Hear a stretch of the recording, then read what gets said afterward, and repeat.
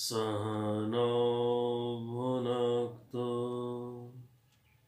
सह वीर्यं करवावहै तेजस्विनावधीतमस्तु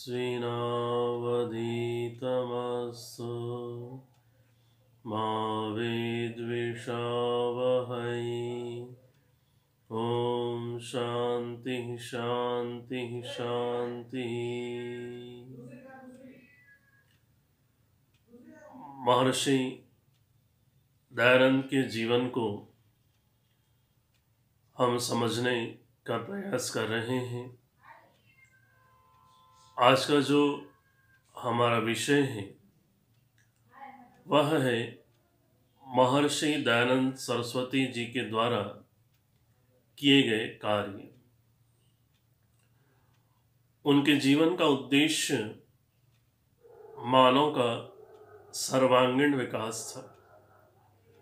विशेषकर धार्मिक और आध्यात्मिक क्षेत्र में जो एक विसंगतियां उत्पन्न हो गई थी, जिससे मानव अपने लक्ष्य की ओर से भटक गया था और वेदों के सत्य ज्ञान से बहुत दूर जा चुका था, उस पथ पर लेकर के आना यह स्वामी जी का उद्देश्य था।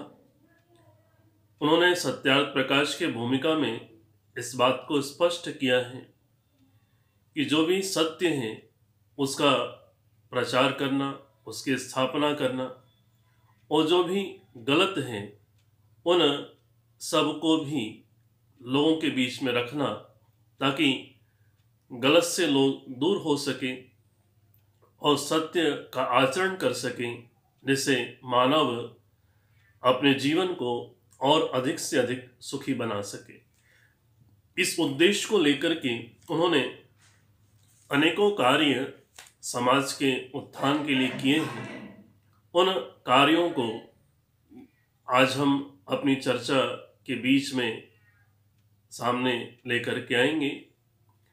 तो सबसे पहला बिंदु जो मैं उनके कार्यों में प्रस्तुत करना चाहूँगा वो है वैदिक धर्म का प्रचार प्रसार। सभी उद्देश्यों में जो उनका एक प्रमुख उद्देश्य था वो यही था कि इस आर्यावर्त देश के अंदर विशेषकर वैदिक धर्म का पुनः प्रचार प्रसार होना चाहिए। महाभारत काल के बाद में इस क्षेत्र में न्यूनताएं आनी प्रारंभ हो गई थी। वेदों का पठन पाठन कम हो गया था। वेदों के आधार पर जो समाज की व्यवस्थाएं हैं वो लगभग छिन्न भिन्न होना प्रारंभ हो चुकी थी और धीरे धीरे समाज वेदों के सिद्धांतों से बहुत दूर जा रहा था। वेद के विषय में हमने अपनी अगली कुछ कक्षाएं पढ़नी है, जिसमें हम वेद को समझेंगे, वेद क्या है। तो ये सबसे बड़ा उद्देश्य उनका था कि वेद का प्रचार प्रसार पुनः कैसे होगा, और अपने समस्त कार्य उन्होंने इसी को आधार बनाकर किए हुए थे। पीछे हमने देखा कि कितने शास्त्रार्थ उनके हुए, और शास्त्रार्थ में उनका एक ही उद्देश्य रहता था कि वेद के सिद्धांतों की स्थापना करनी है और वेद से विपरीत जो कुछ भी है उसका खंडन करना है। खंडन करने का उद्देश्य किसी का अपमान, किसी को दुख देना लेश मात्र भी नहीं था, बल्कि गलत को गलत कहना और सही को सही कहना यह उनका उद्देश्य था। इसी उद्देश्य को बनाकर उन्होंने बहुत सा लेखन कार्य भी किया है, जिसके ऊपर हमने अपनी एक कक्षा रखी थी। तो ये उनका मुख्य उद्देश्य रहा कि वेद का प्रचार प्रसार, वेद में वर्णित जो आचरण है, धर्म है, उन सब का प्रचार प्रसार, ये उनका प्रमुख उद्देश्य था और इस दिशा में उन्होंने कार्य किया है। और प्रचार प्रसार करते हुए अनेक स्थानों से ये सुझाव और मांग आती रही कि एक संस्था की स्थापना हो, जिसके माध्यम से प्रचार प्रसार स्वामी जी की अनुपस्थिति में भी होता रहे। जिन जिन स्थानों पर स्वामी दयानंद प्रचार प्रसार के लिए जाते रहे हैं, वहाँ पर उनकी अनुपस्थिति में भी प्रचार कार्य चलता रहे और इस संस्था के माध्यम से वैदिक धर्म का जो कार्य है वो निरंतर चले। इस उद्देश्य के लिए स्वामी दयानंद के मन में एक संस्था की स्थापना का विचार आया, जिसके सामने यह उद्देश्य रखा जाए कि वैदिक धर्म का प्रचार प्रसार करना है। और बहुत से उनके अपने जो हितचिंतक थे, निकट थे, वैदिक धर्म के महत्व को समझते थे, उनकी भी यही सलाह थी।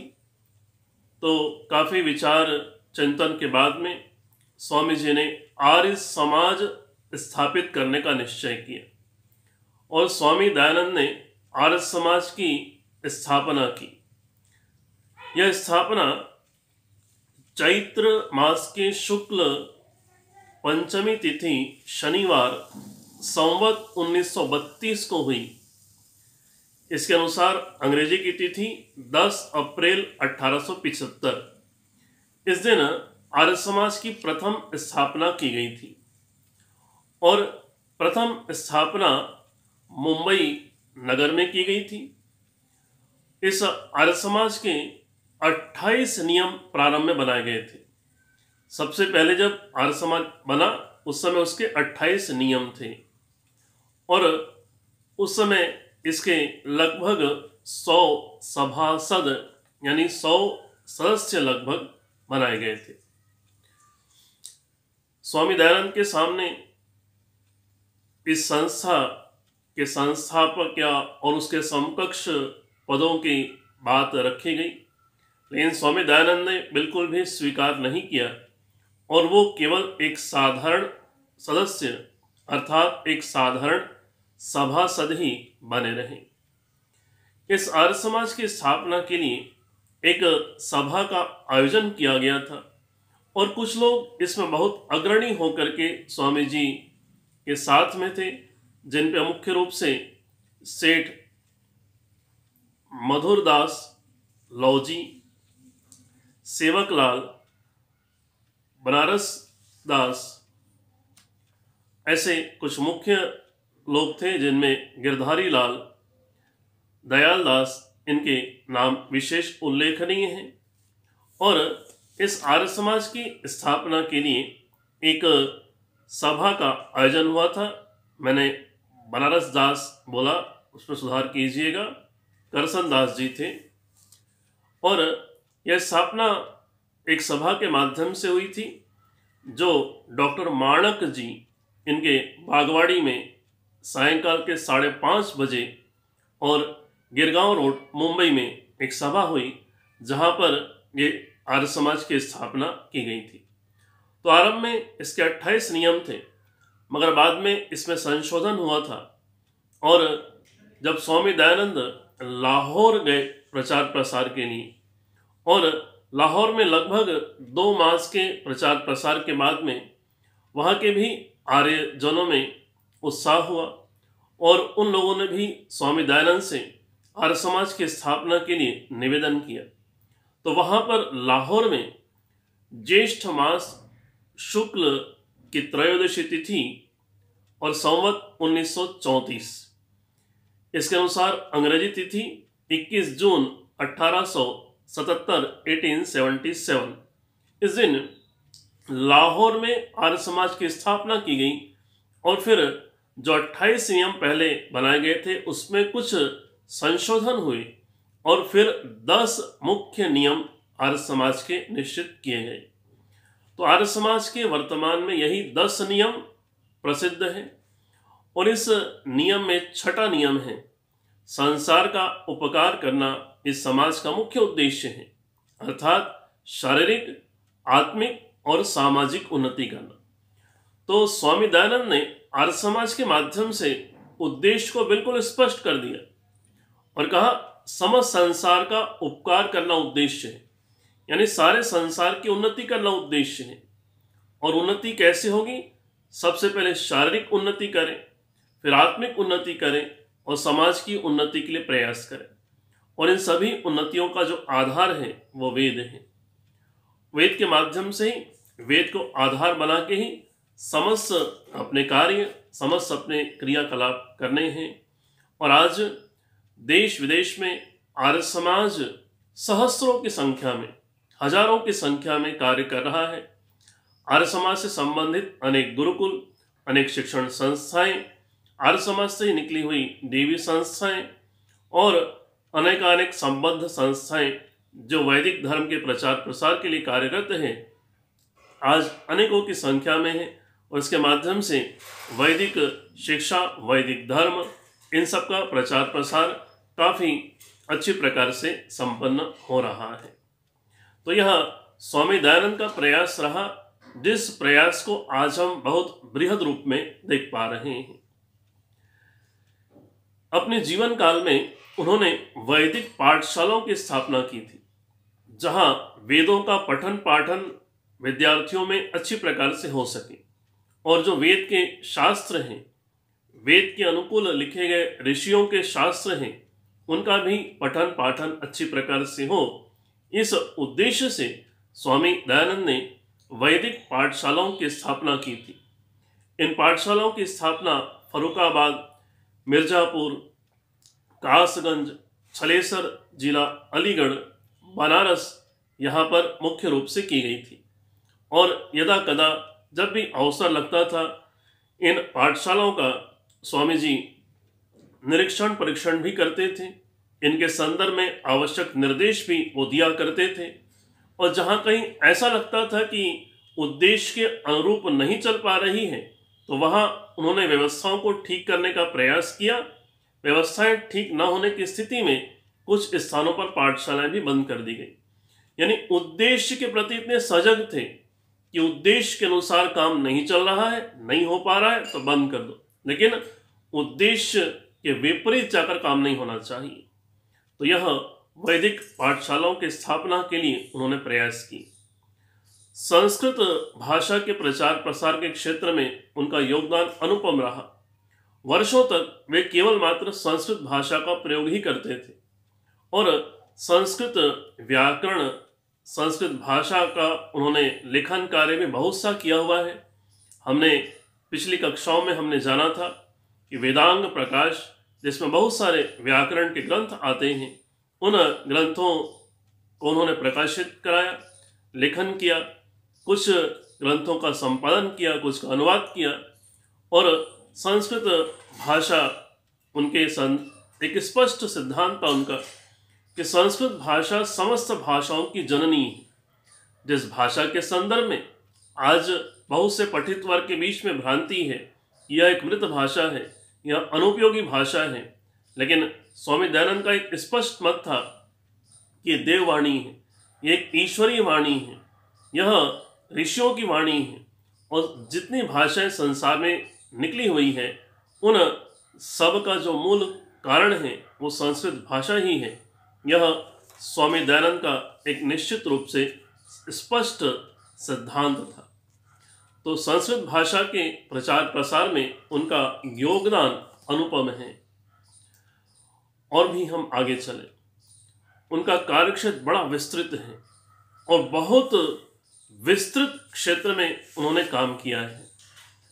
उनका एक बहुत बड़ा योगदान इस राष्ट्र पर जो रहा है वह है स्वराज का आह्वान।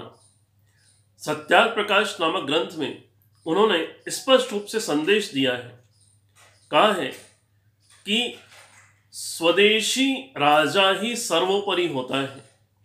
और यहाँ तक उन्होंने संदेश दिया अपने उस ग्रंथ के माध्यम से कि विदेशी राजा माता पिता के समान भी प्रजा का पालन क्यों न करे, लेकिन फिर भी अपना स्वदेशी राजा ही सर्वोत्तम होता है। और स्वदेशी राज्य के लिए उन्होंने आह्वान किया था।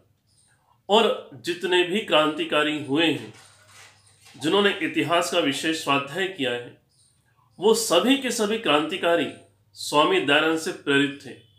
और उनकी जीवनी में आप पढ़ सकते हैं, चाहे नेताजी सुभाष चंद्र बोस हो, चाहे सरदार पटेल हो, चाहे भगत सिंह हो, चाहे राम प्रसाद मिस्मिल हो, चंद्रशेखर आज़ाद हो, कितने ही ऐसे नाम हैं जिनका पूरा पूरा हम परिगणन तो नहीं कर सकते, लेकिन उन सभी ने अपने जीवन के अंदर लिखा है कि हमारे अंदर जो स्वराज के भाव आए, अपने देश की स्वतंत्रता के विचार आए, वो आर्य समाज और महर्षि दयानंद से ही आए हैं, वहीं से हमको मिले हैं।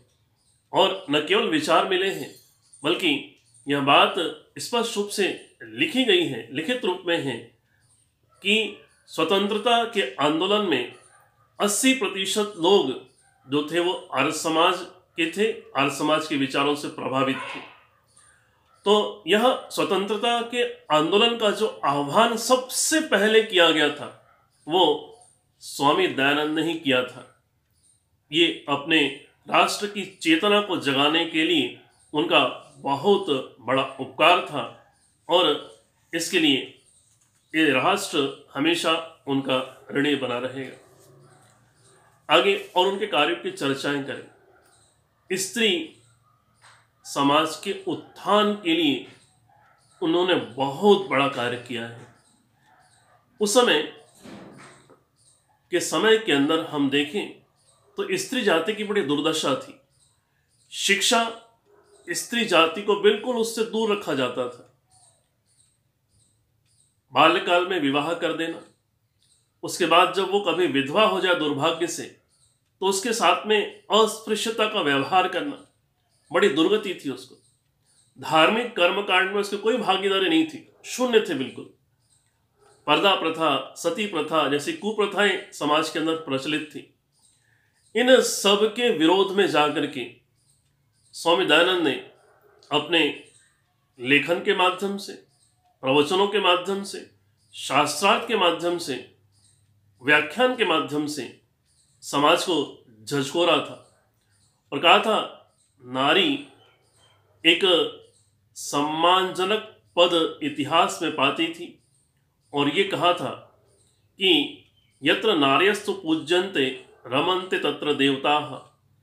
मनुस्मृति का श्लोक है जिसको स्वामी दयानंद ने समाज को स्मरण कराया था कि नारी का सम्मान होना चाहिए, नारी एक सम्मान किए जाने योग्य है और पुरुष के समान ही वह एक सम्माननीय है या उससे अधिक सम्माननीय है। उसकी शिक्षा होनी चाहिए, विधवा विवाह होना चाहिए, बाल विवाह बंद होने चाहिए। इसके साथ ही धार्मिक कर्मकांड के अंदर जो पौराणिक मत के अंदर ये आज भी मान्यताएं हैं कि स्त्री को वेद मंत्र नहीं बोलना चाहिए, गायत्री मंत्र नहीं सुनना चाहिए। इस विषय में बहुत सारे शास्त्रार्थ हुए, लेखन हुआ और स्वामी दयानंद ने धार्मिक कर्मकांड के अंदर नारी को एक बराबर का स्थान दिलाया। और अपने सत्याग्रह प्रकाश नामक ग्रंथ में अंदर लिखा है कि नारी को यज्ञ करने का, कराने का अधिकार प्राप्त है। तो इस दिशा में उनका बहुत बड़ा कार्य और नारी जागरण, नारी का जो स्थान है एक परिवार के अंदर, एक समाज के अंदर, उसको प्राप्त कराने के लिए उनका बहुत बड़ा योगदान है। स्त्री जाति के ऊपर बहुत बड़ा उपकार स्वामी दयानंद का है और उनके इस प्रयास के परिणाम स्वरूप ही आगे जाकर के आर्य समाज के माध्यम से स्त्री शिक्षा के लिए गुरुकुलों की स्थापना हो सकी, विधवा विवाह प्रारंभ हो सके, जो बाल विवाह होते थे वो सब बंद हो सके और एक परिवार के अंदर गरिमा का स्थान उसको प्राप्त कराया जाने लगा। और आज आप देख सकते हैं आर्य समाज के कितने ही गुरुकुल हैं जहाँ पर कन्याएं पढ़ती हैं, बहनें पढ़ती हैं, वो यज्ञ करती हैं, कराती हैं, वेदों को स्मरण करती हैं, वेदों का उच्चारण करती हैं। और आज भी आप देख सकते हैं पौराणिक परंपरा के अंदर कोई भी ऐसे वेद के गुरुकुल नहीं है जहाँ स्त्री को वेद की शिक्षा दी जाती हो, आज भी नहीं है। तो इतना बड़ा अत्याचार उस परंपरा के अंदर था जिसके विरोध में स्वामी दयानंद ने संघर्ष किया था और स्त्री को एक सम्मानजनक पद पुनः, जो वैदिक काल में था ही, जब तक वेद का प्रचार प्रसार रहा उस समय नारी को जो सम्मान था उसकी पुनः प्राप्ति स्वामी दयानंद के प्रयासों से उसका एक प्रयास हो सका और धीरे धीरे पुनः वो सारे कार्य आज हम देख पा रहे हैं कि संभव हो पाए हैं। बाल विवाह की चर्चा मैंने आपके बीच की। ऐसे ऐसे विवाह होते थे उस काल में कि संतान उत्पन्न ही नहीं हुई है, गर्भ में है, और गर्भ में ही विवाह हो गए, या इतनी कम अवस्था में विवाह हो गए कि वो जो लड़का और लड़की है वो फेरे लेने सक्षम नहीं है, गोद में रख करके माता पिता उनके फेरे करवा रहे हैं। इतना अत्याचार होता था छोटे छोटे बालकों के साथ में। उन सब का विरोध स्वामी दयानंद ने किया। विवाह की एक आयु निश्चित करी कि इतने अवस्था से कम में विवाह नहीं होने चाहिए, यह बाल विवाह ठीक नहीं है, इससे शरीर बिगड़ता है, आत्मा की उन्नति नहीं होती है, विद्या की उन्नति नहीं होती है। यह सब बातें समाज को उन्होंने बताई। लेखन कार्य को हमने देखा है, कितना बृहद उनका लेखन कार्य है, और सभी विषयों में उनकी लेखनी है। ऐसा नहीं केवल संस्कृत के वेद के मंत्रों के अनुवाद में है, सभी विषयों में है। समाज के सभी विषयों को उन्होंने छुआ है, समाज के सभी विषयों को अपने लेखन के माध्यम से रखा है। उनकी समस्याएं, उनका समाधान, वो सब उनका एक बृहद विषय रहा है। आगे चल करके और उसके हम कार्यक्षेत्र देखें। योग विद्या, योग जीवन का एक अनिवार्य अंग है, लेकिन योग के सही मायने क्या है? वेद को न पढ़ने पढ़ाने की वजह से हर क्षेत्र के अंदर विकृतियां हैं, और ऐसी विकृतियां वेद के अंदर भी हैं, योग के अंदर भी है। उन्होंने योग का महत्व बताया, योग क्या होता है उसको बताया, योग कैसे किया जाए इस संदर्भ में समाज को बताया। और आप पढ़ेंगे ऋग्वेद आदि भाष्यभूमि का सत्यार्थ प्रकाश जैसे ग्रंथ, जिसमें उन्होंने स्पष्ट लिखा कि योग का संबंध सबसे पहले आचरण के साथ में है, यम नियम के साथ में है। जो व्यक्ति यम नियम का आचरण नहीं करता वो कभी ध्यान के अंदर सफल भी नहीं हो सकता।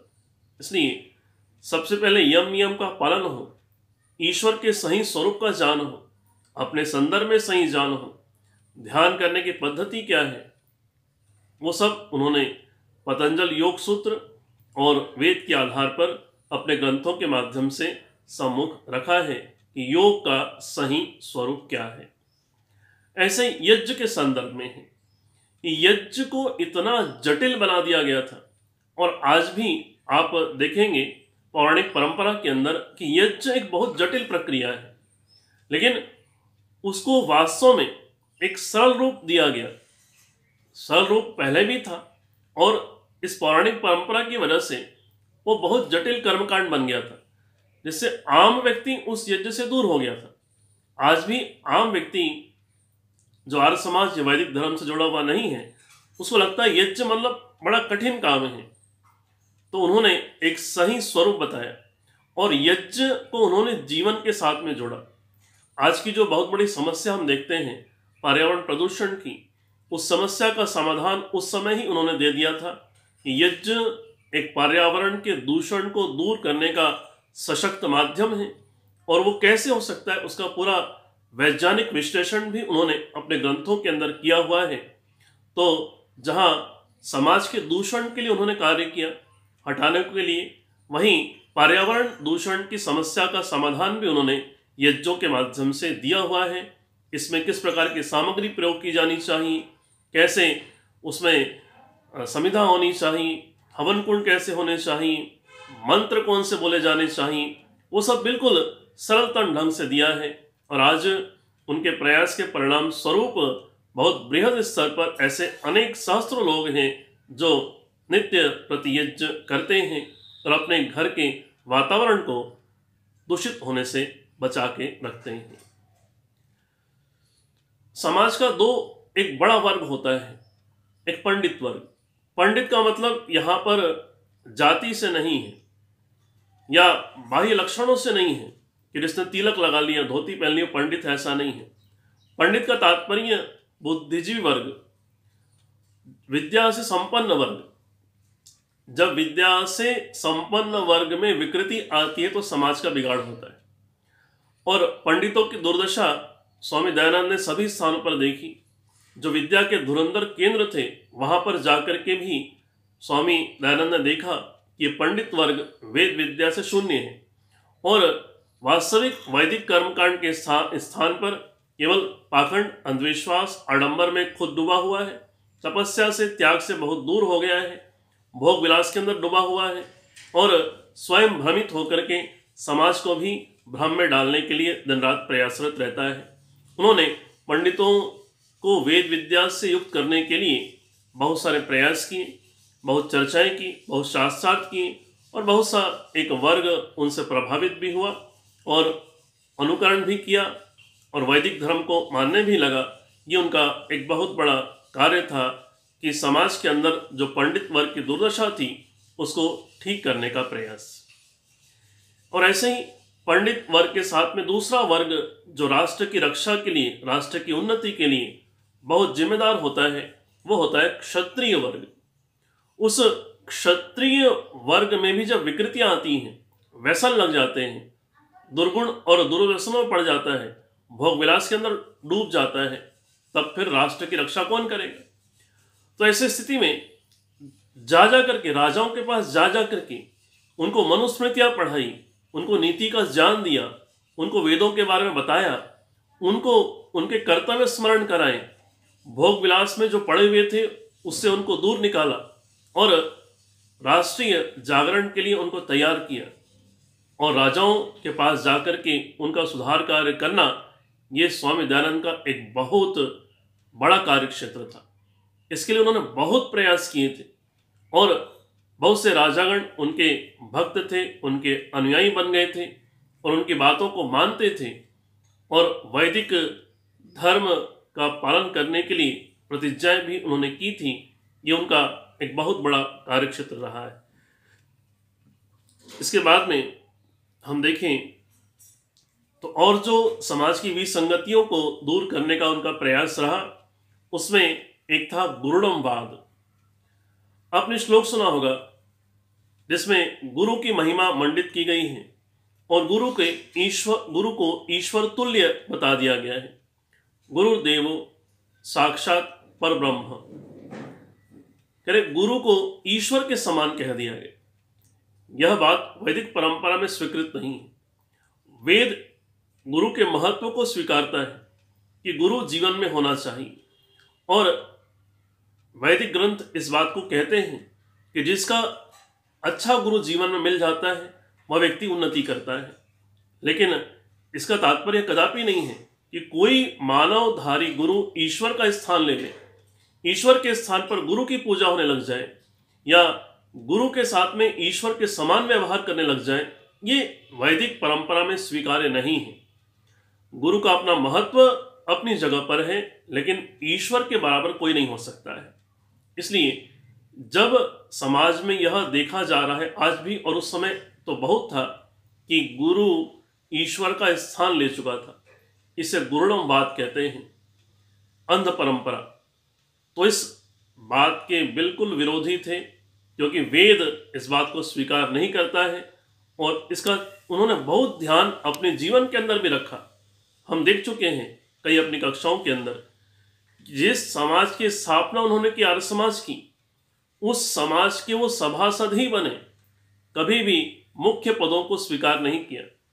ऐसे ही अपनी फोटो और अपनी चीज़ों को वो बहुत ध्यान रखते थे कि कोई भी इसका दुरुपयोग ना हो और मेरी पूजा ना हो, मेरी को कभी एक ईश्वर के अवतार के रूप में स्वीकार ना कर लिया जाए।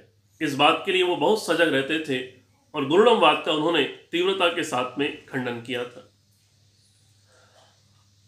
और अपनी जो भी उनकी धरोहर थी, धन के रूप में हो या उनके जो भी साहित्य थे, जो भी मूल प्रतियां उनकी थी, उन सब की वसीयत उन्होंने की और ये सारी वसीयत के लिए उन्होंने एक संस्था की स्थापना की जिसको कहते हैं परोपकारिणी सभा।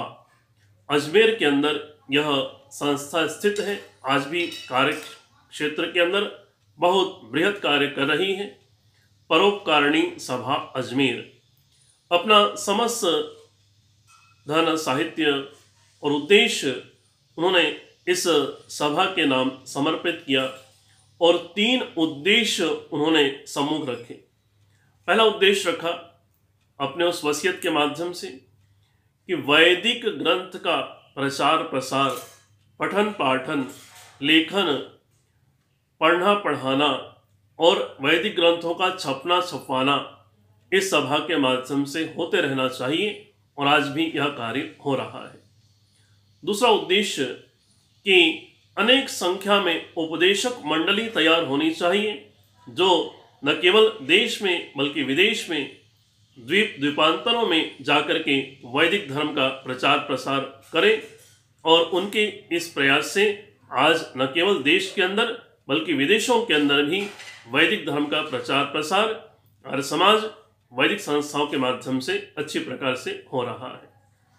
तीसरा उनका उद्देश्य था कि जो भी धन उस वसीयत में है उसे निर्धनों की शिक्षा और निर्धन गरीबों के पालन पोषण में लगाया जाए। ये उन्होंने 3 उद्देश्य रखे थे। मनुष्यों के साथ साथ में पशुओं के प्रति भी वो बहुत संवेदनशील थे और गौ रक्षा के लिए उनका बहुत बृहद प्रयास रहा है। इस पर न केवल लेखन उन्होंने कार्य किया बल्कि उस समय के तत्कालीन जो अंग्रेज अधिकारी से उनसे भी बार बार मिलते थे, जन हस्ताक्षर करवा करके पत्र उनको सौंपे थे और एक बहुत बड़ा प्रयास उन्होंने किया था। समाज को इस ओर भी उन्होंने ध्यान दिलाया था कि ये पशु हमारे आश्रित हैं, हमारे उपयोगी हैं। गाय हो, भैंस हो, बकरी हो, इस प्रकार के जो भी उपयोगी पशु हैं इसका वध न किया जाए। मांसाहार मनुष्य का भोजन नहीं है। अपने स्वार्थ के लिए, अपने मांस के लिए उस पशु को न मारा जाए, इसके लिए उनका बहुत बड़ा प्रयास था। तो इस प्रकार से न केवल राष्ट्रीय चेतना, राष्ट्रीय उत्थान बल्कि पूरे मानव समाज के उत्थान के लिए उनके बृहद स्तर पर कार्य रहे हैं। और ये कुछ कार्य की चर्चाएं हमने इस कक्षा के माध्यम से आपके साथ में की हैं। उनके कार्य विस्तार को समझने के लिए उनकी जीवनियों को पढ़ना पड़ेगा। उन्होंने जो पत्र व्यवहार किए हैं न केवल देश में बल्कि विदेशों से भी पत्र व्यवहार उनके हुए हैं, उन सबको जब हम पढ़ेंगे तो वास्तव में स्वामी दयानंद का इस राष्ट्र पर कितना उपकार रहा है, इस बात को हम अच्छी प्रकार से समझ सकेंगे।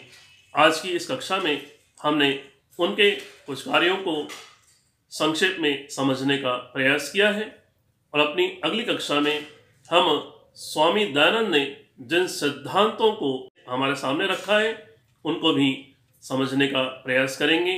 इतना कहकर मैं अपनी वाणी को यहाँ पे विराम दूंगा। सभी को सादर